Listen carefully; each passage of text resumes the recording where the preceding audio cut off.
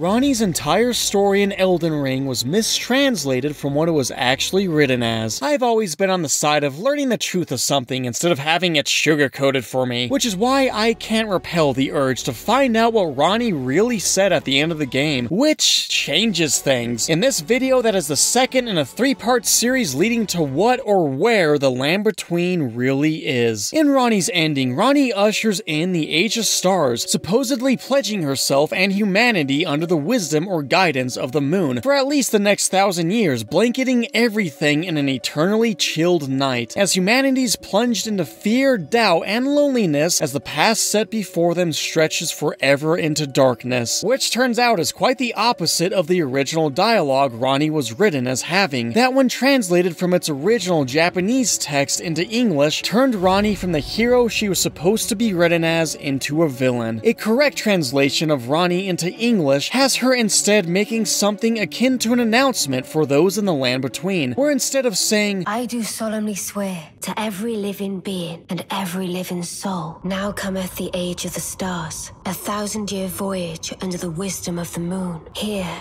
beginneth the chill night that encompasses all, reaching the great beyond, into fear, doubt, and loneliness, as the path stretcheth into darkness." In a more accurate translation, she really says, "I shall swear to all lives and souls. From here on is the age of stars, the laws of the moon, a 1,000-year journey. To all you may think of the chill night as infinitely far away. And now let us go on our path of fear, doubt, and loneliness into darkness." So instead of plunging everyone into what otherwise may be an eternity of darkness that encompasses all, Ranni instead is saying that everyone is, in fact, for the first time in what may be thousands of years free of darkness, of having to abide by the will and often selfish plan of an outside governing force like the Outer Gods, that humanity together is about to walk the dark path of being responsible for governing themselves and take on all the doubt and fear that comes with that responsibility, with the loneliness of not having a higher power overseeing them. This also gives clarification to what the moon and stars actually are in Elden Ring. Not only was the ending pretty harshly mistranslated, missing the entire point of Ranni's true goal, but in a prior scene, if you go to Ranni's room after clearing her quest and talk to her doll form, she will clearly explain everything to you. Unfortunately, these lines were also mistranslated. In the English version, Ranni says, "I thought I might expound a little further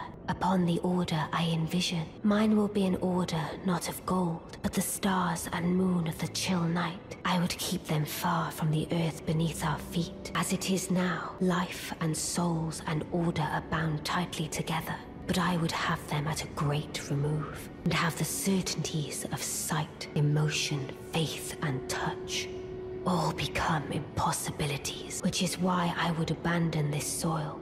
with mine order." The biggest problem with the English translation being the line, "have the certainties of sight, emotion, faith, and touch all become impossibilities," which has caused players to argue that Ranni's ending is meant to not only cast everyone into a world of darkness, but one where the chill night erases everyone's memories and emotions. What Ranni was actually written to say is, "About my order will not be of gold, but of the stars and moon and chill night. I want to keep it far away from this land. Even if life and souls are one with the order, it, being the order, could be kept far away. If it was not possible to clearly see, feel, believe in, or touch the order, that would be better." Ranni is explaining that if, by chance, people's lives and souls are eternally bound to some outside cosmic force, then she believes it best that whatever force they happen to be tied to be completely removed, or people would hardly know it was even there, rendering them responsible for their own fate. This gives us a different look at how Elden Ring's celestial bodies exist and act within their own universe, as while being an overarching cosmic force, they may simply allow life to evolve on its own accord, but with one big exception. Ranni grew up under her mother, Queen Rennala, and for a time her father Radagon, who as their firstborn was known as Lunar Princess Ranni. Ranni's love for the celestial bodies comes from her mother Rennala, Queen of the Moon, who in her youth discovered lunar magic, where she charmed armed the Sorcery Academy of Rhea Lucaria with her powers, becoming Master of the Academy, leader of the Glintstone Knights, and established her House of Caria as royalty. Prior to Ranni's birth, the House of Caria, who represented the moon, and the Golden Order that represented Queen Marika, or rather the Outer God known as the Greater Will, came to war with one another, for the House of Caria and the celestial bodies themselves stood as the last remaining threat to the Greater Will taking full control of the land between, so it could complete its perverse plot that we discussed in detail in the last video. Eventually, Queen Rennala came into contact with Radagon on the battlefield, where soon after the two fell in love and married, ending the war and the last threat to the Greater Will's plan. The two had 3 children, being Ranni, Radahn, and Rykard, where sometime in her youth, Ranni ran into a being known as the Snow Witch, becoming her mentor, whose name Ranni seems to take when first meeting the player, being Renna, learning various cold-based spells and to fear the Dark Moon. Eventually, Ranni's father Radagon left to become the second Elden Lord, after Queen Marika, or rather the Greater Will, decided to banish Elden Lord Godfrey, leaving Queen Rennala heartbroken and cementing Ranni's wariness towards the Golden Order and their god, as her eyes opened to the reality of the world. It was here where Ranni's plan to restore her family and the moon and stars that her family once looked to for guidance began, for the moon and stars once held great power. When speaking to the sorcerer named Sellen, she tells you about Glintstone, and says it is similar to the golden amber that is suggested to be the amber formed from the sap of the Erd Tree, that is said to contain the remnants of ancient life and houses its vitality. Sellen continues to say that the Glintstone is similar, except the life contained within is residual life, the vitality of the stars, suggesting that Glintstone was formed prior to the existence of the Erd Tree and holds the remaining influence or power of the stars and moon. Some have thought that the story of Elden Ring is the story of Ranni's fight against the Greater Will, as in her youth, Ranni discovered that unlike her brothers, she was born an Empyrean, making her a candidate to replace Queen Marika as the Greater Will's next vessel for its Elden Ring. And as an Empyrean, Ranni was given a shadow or protector known as Blythe, and her own 2 fingers that informs the demigod that possesses it what the Greater Will wants. An Empyrean seems to ultimately be someone who possesses some sort of genetic traits that are favored by the Greater Will, and possibly needed for the host body to be able to withstand becoming the vessel for the Elden Ring. But the question has been raised that if Ranni is the daughter of Queen Rennala, how is she an Empyrean? One argument for Ranni's Empyrean status is that she isn't Rennala's genetic daughter, but instead Radagon used the Great Rune of the Unborn to create Ranni, that he later gives to Rennala sometime after he leaves her and Ranni is killed. The Great Rune of the Unborn demigod's description reads, Amber egg clutched by Rennala, Queen of the Full Moon. Great Rune of Unborn demigods perfects those who have been born anew. Children born anew by Rennala are frail and short-lived, imperfect beings, each and all, as we see Rennala desperately trying to rebirth or recreate her dead child, ending in many failed experiments. From this, some have thought that Ranni was born from the rune itself. Either that or she's actually Malenia's and Mikaela's sister, and Radagon used the rune to save Ranni from any affliction she otherwise would have had. But then why not use the rune to stop Malenia and Mikaela's horrible afflictions too? Afflictions that lead us to a third possibility, that inheriting the genetic trait or traits that make someone an Empyrean is much more rare, similar to the rarity of an individual inheriting the 2 recessive alleles or traits needed to make someone's eyes blue. But even then, if the Empyrean traits are recessive genes, in order for the gene to be expressed, the individual must acquire 1 recessive allele from each parent, which would explain why Malenia and Mikaela are undoubtedly Empyreans, as they come from 2 people in 1 body that each would have the recessive Empyrean gene, and being weirdly inbred suffer from afflictions for it. But this still doesn't explain Ranni. And did you notice, with the exception of Radagon, every Empyrean we see in the game all happen to be female, meaning that, based off of what we've seen, the Empyrean gene seems to be more closely linked to the X chromosome and is far more likely to be expressed in individuals with 2 X chromosomes, aka females, but can still be expressed in males who have an XY chromosome, although more rare, allowing Ranni to be the biological daughter of Rennala and making Radagon a rare bachelor to behold. That may be one reason why he was chosen to be fused with Marika. Determined to not become a puppet of the Elden Ring, Ranni hatched an ingenious plan to steal the Elden Ring's Rune of Death that Queen Marika had split off and given to her shadow Malekith, and fashion the Black Knives. Ranni's brother Rykard was also somehow involved in her plan to steal death, as a fragment of Malekith's sword was given to Rykard by Ranni for his part in the plot, and acted as a failsafe to aid Rykard in fighting Malekith should he ever come for him, then giving the Black Knives to a group of assassins. On the infamous night of the Black Knives, Ranni had her half-brother Godwyn along with herself killed, resulting in the shattering of the Elden Ring and possibly hundreds of years later the start of the game. When examining Ranni's real body on the Divine Tower of Lernia, we see that her body has the curse mark of death attached to it, but the mark is incomplete as the other half of the circle curse mark was engraved on Godwyn's body, allowing Ranni's soul to live on free of her Empyrean flesh, and thus the influence from the Greater Will, while Godwyn's soul was killed and his body lived on. Ranni, from looking at her body, had red hair like her father Radagon, but now the doll body that she created for her soul to inhabit instead resembles her secret mentor, the Snow Witch. Interestingly, Ranni has a 3-finger mark under her right eye, while Torrent's former master Melina has a 2-finger mark under her left eye that when put together complete a whole hand, similar to how the 2-finger and 3-finger apostles of the Greater Will and Lord of the Flame and Frenzy make a whole hand when put together, which symbolizes the most powerful outer god called the One Great. From here, Ranni set out to find a way to rid the land of the Golden Order that upheld the Greater Will's values and the Greater Will itself, accompanied by her 2 friends, the giant smith Iji, who wears a special helmet protecting him from the Greater Will's influence, and her shadow Blythe. Ranni soon sends her consort Blythe to break into the eternal city of Nokron to find their hidden treasure, a blade said to have been born of a corpse. This blood-drenched fetish is proof of high treason committed by the Eternal City and symbolizes its downfall cannot be wielded by those without a fate, but is said to be able to harm the Greater Will and its vassals. But Blythe is stumped for how to get into the city, and soon you learn that Ranni's brother General Radahn is blocking the fate of the Karya royal family, whose fate is tied to the stars. Using his gravity magic, General Radahn managed to block the entrance to the city by literally freezing the stars in place. Growing up, Radahn idolized Elden Lord Godfrey, carving his symbol of the lion into his armor, and Radahn remained loyal to the Golden Order and his father Radagon rather than his mother and the House of Karya. Upon Radahn's defeat, the stars begin moving once again, and one crashes into the land between, revealing an entrance to the city, where the player obtains the Fingerslayer blade for Ranni. Ranni mentioned how surprised she is that you were the one to retrieve the blade and not Blythe, and it's at this time that the dark reasoning for another of the Greater Will's requirements for its vessels becomes known. The Greater Will makes all of its possible vessels have a protective shadow like Blythe, but we soon learn that Iji, who says that Ranni has sent Blythe on another mission, has actually trapped Blythe inside a magical prison to protect Ranni. This is because, as Blythe was given to Ranni by the 2 fingers, and thus the Greater Will, if an Empyrean is found to go against the will of the fingers, and thus the Greater Will's plan, their shadow will go mad, acting as a failsafe for the Greater Will to kill any rebellious vessels. For Ranni has now acted out the highest treason against the Greater Will and has used the Fingerslayer blade to kill her own 2 fingers. But it's Ranni's story that shows us the true nature of the Land Between, that also offers a look into how the Land Between is mysteriously connected to the other lands we venture through in Dark Souls and Bloodborne. It's figuring out how something really works that continues to make me jump out of bed in the morning. As the more I learn about Ranni's true story and the Greater Will, the more I realized what the moon really